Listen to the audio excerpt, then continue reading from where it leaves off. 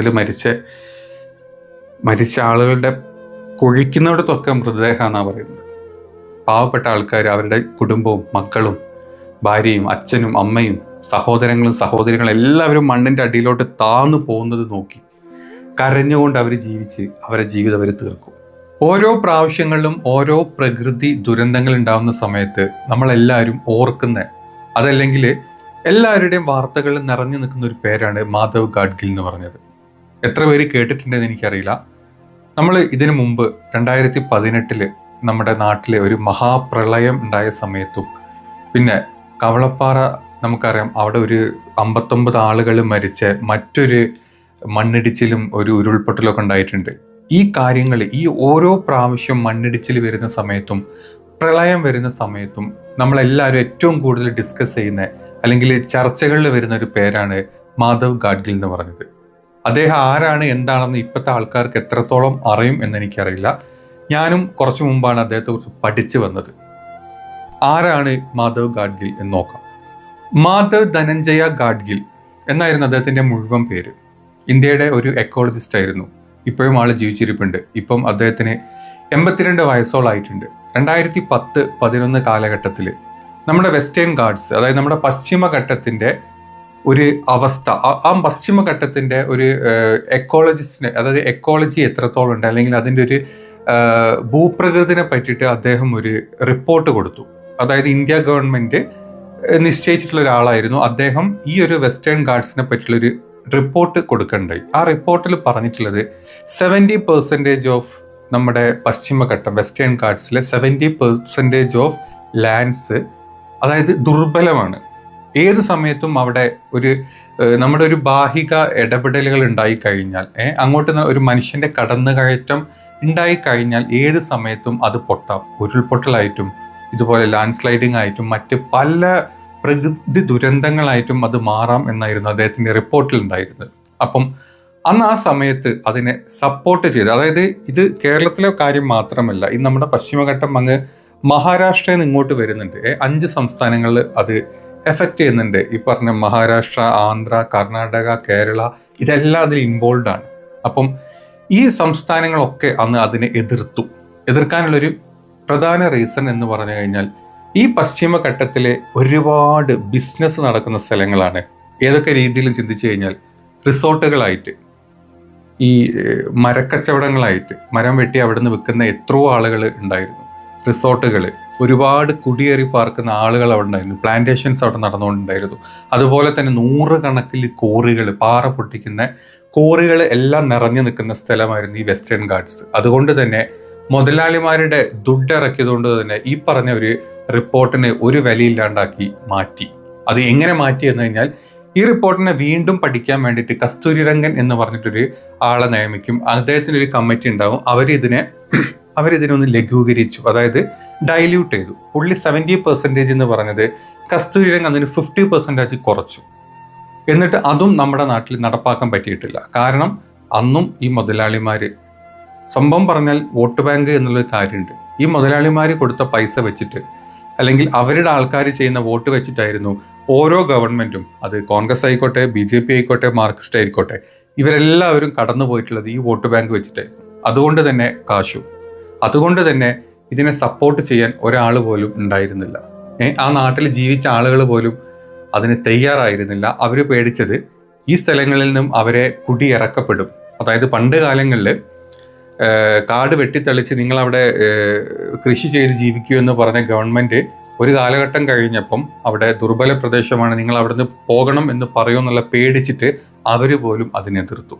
അവരെതിർത്തതിനേക്കാൾ കൂടുതൽ മുതലാളിമാരും നമ്മുടെ നാട് ഭരിക്കുന്ന അന്നത്തെ അതാത് കാലയളവിലുള്ള ആളുകളായിരുന്നു ഇതിനെതിർത്തത്.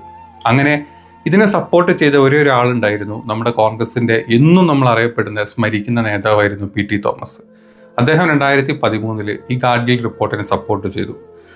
PT തോമസ് ഈ റിപ്പോർട്ടിനെ സപ്പോർട്ട് ചെയ്തു എന്നുള്ള ഒറ്റ കാരണം കൊണ്ട് അന്നത്തെ കേരളത്തിലെ ക്രൈസ്തവ സഭകൾ മൊത്തം അദ്ദേഹത്തിനെ എതിർത്തു. കാരണം ഏറ്റവും കൂടുതൽ കുടിയേറ്റം നടത്തിയിരുന്നതും ഈ പറഞ്ഞ മലം പ്രദേശങ്ങളിൽ ജീവിച്ചിരുന്നതും അവിടെ ബിസിനസ് നടത്തിയിരുന്നതും അവിടുന്ന് ധനികരായതും ക്രൈസ്തവ സഭകളിലും അല്ലെങ്കിൽ ക്രിസ്ത്യരായിരുന്നു. ഞാൻ ഒരിക്കലും ക്രിസ്ത്യാനികളെ കുറ്റം പറഞ്ഞിട്ടില്ല. അന്ന് നടന്നൊരു കാര്യമായിരുന്നു. PT തോമസിനെ അന്ന് എതിർക്കുകയും അദ്ദേഹം ജീവിച്ചിരിക്കുന്ന സമയത്ത് അദ്ദേഹത്തിന്റെ ശവമഞ്ചൽ വരെ വെച്ചിട്ട് പ്രതീകാത്മകമായി വെച്ചിട്ട് സമരം നടത്തിയിരുന്നു അന്നത്തെ ക്രൈസ്തവ സഭകൾ. അപ്പം പി ടി തോമസ് നമുക്ക് എല്ലാവർക്കും അറിയാം, കോൺഗ്രസിന്റെ എന്നും അറിയപ്പെടുന്ന, എന്നും സ്മരിപ്പിക്കുന്ന ഏറ്റവും നല്ലൊരു നേതാവായിരുന്നു. ഇടുക്കിയിലെ MP ആയിരുന്നു. അപ്പം ആ സമയത്ത് അദ്ദേഹം, നമ്മുടെ പി ടി തോമസ് പറയണ്ടേ, ഒരിക്കൽ ഞാൻ ഈ പറഞ്ഞതും അല്ലെങ്കിൽ ഗാഡ്ഗെ പറഞ്ഞ ഈ റിപ്പോർട്ടിനെ നിങ്ങൾ എല്ലാവരും സപ്പോർട്ട് ചെയ്യുന്നു. അങ്ങനെ ആ ഒരു കാര്യം അവിടെ തീരുണ്ടായത്. അങ്ങനെ 2018 പ്രളയം വന്ന സമയത്ത് ഏറ്റവും കൂടുതൽ ചർച്ച ചെയ്യപ്പെട്ടത് ഗാഡ്ഗിലിന്റെ റിപ്പോർട്ടിനെ പറ്റിയിട്ടായിരുന്നു. അതുപോലെ ഓരോ പ്രാവശ്യം നമ്മുടെ നാട്ടിൽ ഓരോ പ്രളയങ്ങൾ വരുമ്പോഴും, ഉരുൾപൊട്ടലും പ്രളയങ്ങളും മറ്റ് ഓരോ പ്രകൃതി ദുരന്തങ്ങൾ വരുമ്പോഴും എല്ലാം റിലേറ്റ് ചെയ്തത് ഈ പറഞ്ഞ വെസ്റ്റേൺ ഗാർഡ്സിലെ ചേഞ്ചസ് ആയിരുന്നു. അന്നൊക്കെ ഗാഡ്ഗിലിനെയും കസ്തൂരിരംഗിനെയും ഒക്കെ നമ്മൾ ഓർത്തു. ആ റിപ്പോർട്ട് ചുമ്മാ കാറ്റിൽ പറന്നു പോയെങ്കിലും അവർ പറഞ്ഞ കാര്യങ്ങളിൽ ഒരുപാട് സത്യമുണ്ട് എന്നുള്ളത് ഓരോ വട്ടം നമ്മൾ ഓർക്കും. ആ നാട്ടിലെ, നിങ്ങളൊരു കാര്യം ആലോചിക്കണം, ഈ നാട്ടില് റിസോർട്ടുകൾ ഉണ്ടാക്കി, കോറികൾ ഉണ്ടാക്കി, പ്ലാന്റേഷൻസ് നടത്തി, അവിടുത്തെ മരങ്ങൾ വെട്ടിമുറിച്ച് ഈ ജീവിക്കുന്ന ആളുകളൊന്നും അവിടെ അല്ല അവരുടെ സേഫ് സോൺ. അവരല്ല അവിടെ ജീവിച്ചത്. അവരൊക്കെ അവിടുന്ന് കാശുണ്ടാക്കി അവർ വിദേശത്തും നമ്മുടെ ഒരു പ്രശ്നങ്ങളില്ലാത്ത കേരളത്തിന്റെ മറ്റു ഭാഗങ്ങളിലാണ് ജീവിച്ചു പോയത്. അവിടുത്തെ സാധാരണ ജനങ്ങളുണ്ട്, 2 സെന്റ് 3 സെന്റ് 10 സെന്റ് 15 സെന്റിൽ ജീവിക്കുന്ന സാധാരണ ആളുകളായിരുന്നു ഇതിൽ ഏറ്റവും കൂടുതൽ കഷ്ടപ്പെട്ടതും ജീവിതം എല്ലാം ഉണ്ടാക്കിയത്. 2018 പ്രളയത്തിന് ശേഷവും അതിനുശേഷം കവളപ്പാറ ആ ഒരു ദുരന്തത്തിനും എല്ലാത്തിനും വിക്റ്റിമായിട്ടുള്ള ആളുകൾ, പെട്ടുപോയിട്ടുള്ള ആൾക്കാർ, ഒന്നിനും ജീവിച്ച് ഒരു ഗതിയില്ലാണ്ട് ജീവിച്ചുകൊണ്ടിരിക്കുന്ന ആളുകളായിരുന്നു പെട്ടുപോയത്. അന്നത്തൊക്കെ ദുരന്തത്തിൽ ഇന്നും ബോഡി കിട്ടാതെ 10-15 ആളുകളുടെ ബോഡി ഇന്നും കിട്ടിയിട്ടില്ല, എവിടെയെന്ന് പോലും അറിയില്ല. ഇന്നിപ്പോൾ ഉണ്ടായിട്ടുള്ളതും അതുപോലെ തന്നെ ഒരു അവസ്ഥയാണ്. മേപ്പാടി ഭാഗങ്ങളിൽ എല്ലാം ഈ പറഞ്ഞ പശ്ചിമഘട്ടത്തിന്റെ സൈഡാണ്, എല്ലാം ദുർബല പ്രദേശങ്ങളാണ്. അവിടെ എത്രത്തോളം നമ്മൾ കടന്നു കയറി റിസോർട്ടുകൾ ഉണ്ടാക്കുന്നോ, കോറികൾ ഉണ്ടാക്കുന്നോ, മരങ്ങൾ വെട്ടി നശിപ്പിക്കുന്നോ, അത്രത്തോളം പ്രകൃതി തിരിച്ച് നമുക്ക് ഇതുപോലുള്ള ഓരോ അനുഭവങ്ങൾ തന്നുകൊണ്ടിരിക്കും. ഓരോ അനുഭവങ്ങൾ വരുമ്പം എല്ലാവരും ഇടപെടും, രക്ഷാപ്രവർത്തനം നടത്തും, അവിടുത്തെ കാര്യങ്ങൾ ചെയ്യും, അവർക്ക് വേണ്ട പൈസ കൊടുക്കും, അതവിടെ തീരും. അത് കഴിഞ്ഞ് ആൾക്കാരൊക്കെ 4 ഭാഗത്തോട്ട് പിരിഞ്ഞു പോകും. അവിടെ റിസോർട്ട് ഉണ്ടാക്കിയവരും അവിടെ കോറി ഉണ്ടാക്കിയവരും അന്നും അവിടെ അത് ചെയ്തുകൊണ്ടിരിക്കും. കാശ് അവർക്ക് പോക്കറ്റിലോട്ട് വന്നുകൊണ്ടിരിക്കും. ഇതിലൊന്നും പെടാണ്ട് അവിടെ കഷ്ടപ്പെട്ട് ജീവിക്കുന്ന ആൾക്കാർ, അവർക്ക് നെക്സ്റ്റ് ടൈം ഇതുപോലൊരു അവസ്ഥ വരുമ്പം അവർ ബുദ്ധിമുട്ടും.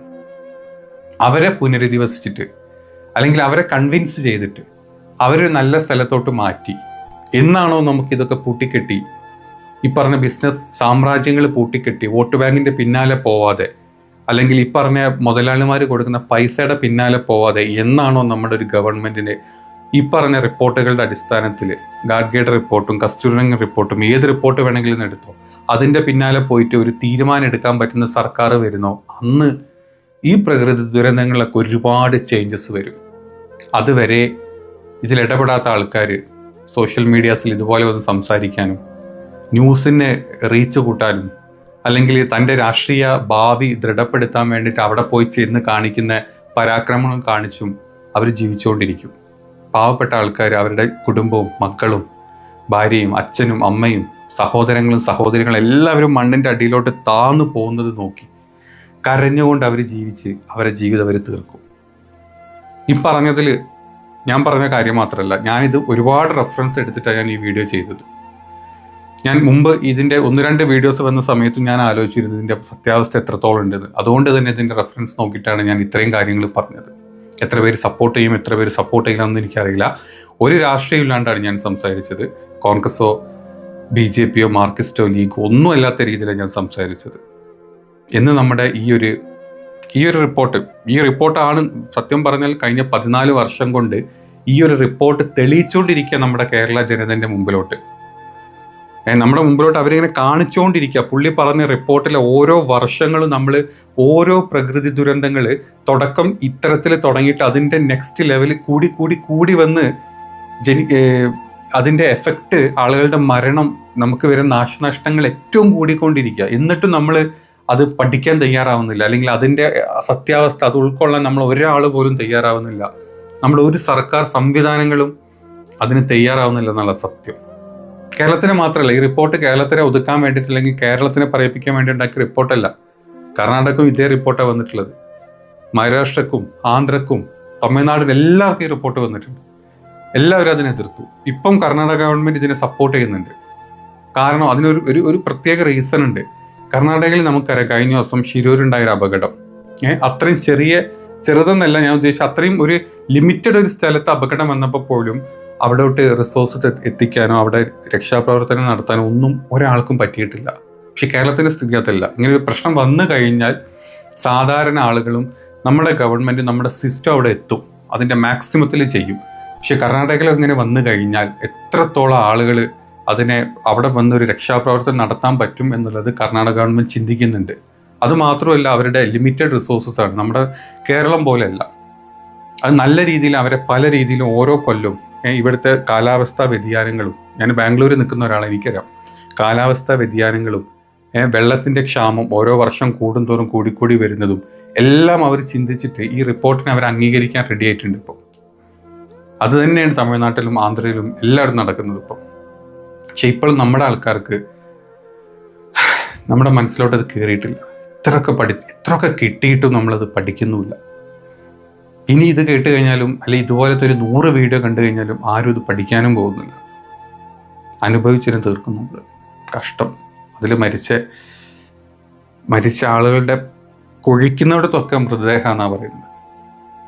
ചാലിയാറിലും ഭാരതപ്പുഴയിലും ഒക്കെ ഒഴുകി വരുന്നത് മനുഷ്യന്റെ മാത്രമല്ല, ആനകളുടെയും മാന്, ആന, കാട്ടുപോത്ത്, എന്തൊക്കെയെന്ന് പറയാൻ പറ്റില്ല. ആ കാട്ടിലുണ്ടായിരുന്ന സകല ജീവികളുടെ മൃതദേഹം ഒലിച്ചുകൊണ്ട് പോകുന്നത്.